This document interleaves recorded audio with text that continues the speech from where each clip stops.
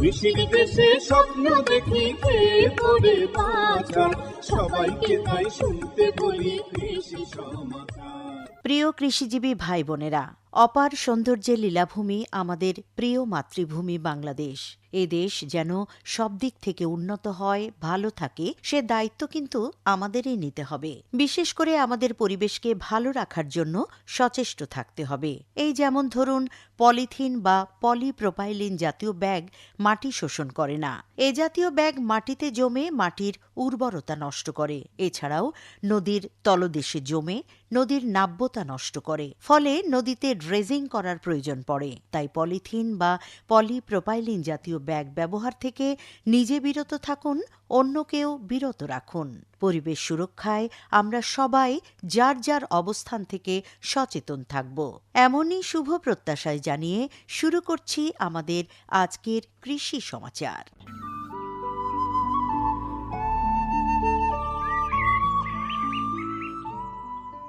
প্রিয় শ্রোতা, এ পর্যায়ে আমার বাংলা পর্বে ট্রাইকো কম্পোস্ট সার উৎপাদনের কৌশল ও গুরুত্ব এ বিষয়ে শুনবেন একটি সাক্ষাৎকার।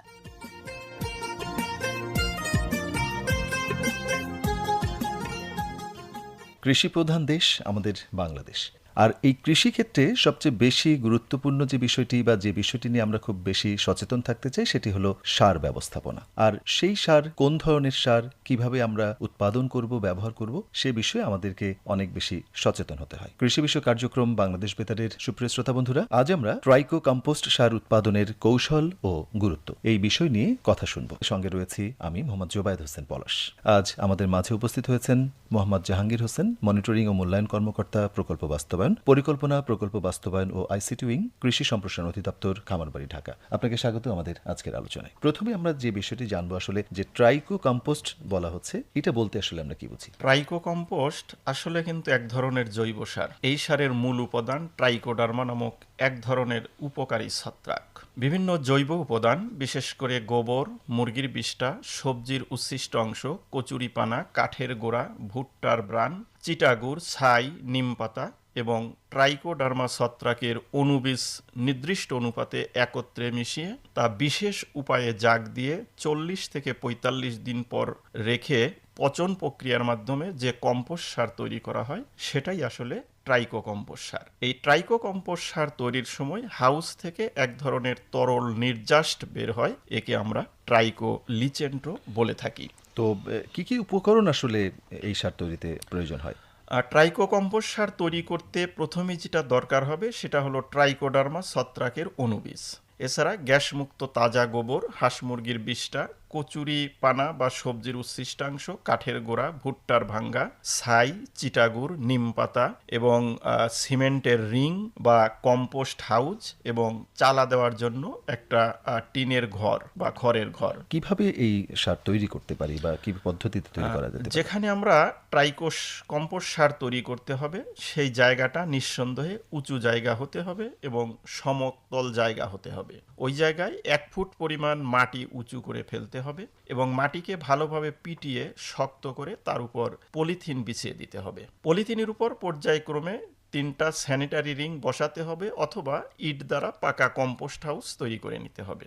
এবার ট্রাইকো কম্পোস্টের বিভিন্ন উপাদানসমূহ নির্দিষ্ট অনুপাতে মিশ্রিত করে সেটাকে কাদার মতো তৈরি করার পর রিং বা কম্পোস্ট হাউসে রেখে ভালোভাবে ঢেকে রাখতে হবে। 20 থেকে 25 দিন পর কম্পোস্ট হাউসের উপাদানসমূহ ভালোভাবে উল্টিয়ে দিতে হবে এবং ঠিক 40 থেকে 45 দিন পর হাউস থেকে কম্পোস্ট বাহির করে ছায়াযুক্ত স্থানে রেখে শুকিয়ে নিতে হবে। এরপর বিশেষ ধরনের চালুনির মাধ্যমে চেলে নিয়ে কম্পোস্ট সার তৈরি করে বস্তাবন্দি করতে হবে। আমরা উপকরণ জানলাম, কিভাবে তৈরি হবে সেটাও জানলাম, একটু সংরক্ষণ প্রণালীটা যদি বলেন। আসলে সংগ্রহকৃত এই ট্রাইকো কম্পোস্ট সার 15 থেকে 16% আর্দ্রতায় বস্তায় প্যাকেট করে রাখলে প্রায় 1 বছর পর্যন্ত সংরক্ষণ করা যায়। তো এই ট্রাইকো কম্পোস্ট সার কোথায় কোথায় ব্যবহার করা যেতে পারে সে বিষয়ে একটু জেনে নিই। ট্রাইকো কম্পোস্ট সার সাধারণত কৃষিকাজে বিভিন্ন ধরনের ফসল উৎপাদনে ব্যবহৃত হয়। এবং প্রতি শতাংশ জমিতে 8 থেকে 10 কেজি হারে ট্রাইকো কম্পোস্ট সার ব্যবহার করতে হয়। তবে জমির উর্বরতা এবং ফসল ভেদে কম্পোস্ট সার ব্যবহারের মাত্রা কম বেশি হতে পারে। গবেষণালব্ধ ফলাফলে দেখা যায় শতাংশ প্রতি 8 থেকে 10 কেজি পরিমাণ ট্রাইকো কম্পোস্ট সার প্রয়োগ করে বহুবিধ সবজি ফসল যেমন পটল, বেগুন, টমেটো, বাঁধাকপি, ফুলকপি, ডাঁটা, শসা ইত্যাদিতে আশানুরূপ ফলন পাওয়া যায়। সবজি ছাড়াও পেয়ারা, বরই, পেঁপে, কলা, আম ইত্যাদি ফল চাষেও ট্রাইকো কম্পোস্ট সার ব্যবহার করা যায়। ট্রাইকো কম্পোস্ট সার প্রয়োগকৃত জমিতে অনুমোদিত রাসায়নিক সারের 25% কম ব্যবহার করলেও ফসলের ফলনের তেমন কোনো পার্থক্য হয় না। ফসল লাগানোর 20 থেকে 25 দিন পর থেকে 2% ট্রাইকো লিচেন 15 দিন পর পর স্প্রে করতে হয়। সর্বোপরি ফসলের উৎপাদন খরচও কম হয়। এবং এই সার ব্যবহারে তো অনেক কম পরিমাণ ব্যবহার করলে হচ্ছে, বা রাসায়নিক সারের পরিবর্তে এটি অনেক ভালো উপকার দিতে পারে আমাদের ফসলের জন্য। অবশ্যই। মোহাম্মদ জাহাঙ্গীর হোসেন, আপনাকে কৃষি বিষয় কার্যক্রম বাংলাদেশ বেতারের পক্ষ থেকে অসংখ্য ধন্যবাদ।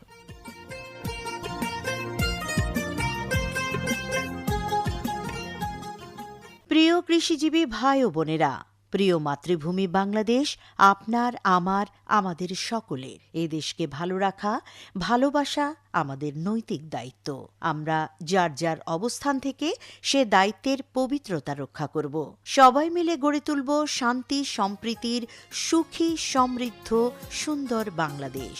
এ পর্যায়ে শোনাব একটি দেশের গান। শিল্পী রুমানা ইসলাম, গীতিকার শাফাত খৈয়াম, সুর করেছেন লোকমান হাকিম।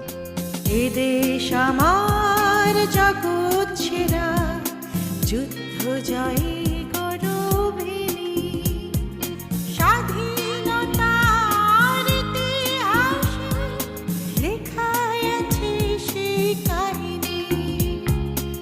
এ দেশ আমার জগৎ সেরা, যুদ্ধ জয়ী গৌরবিনী, স্বাধীনতার ইতিহাসে লেখা আছে সেই কাহিনী।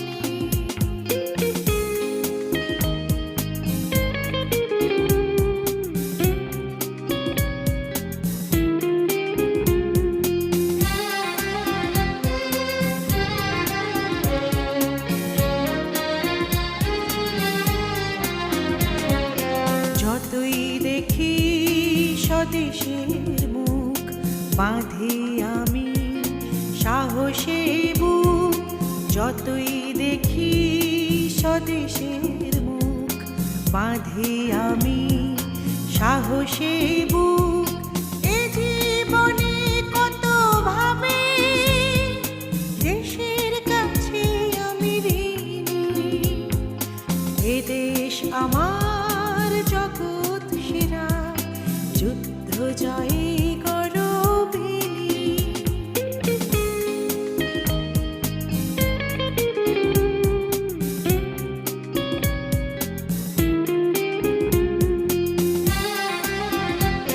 পড়েছে সে বিজয়ের বেশ, নতুন সাজে সেজেছে দেশ।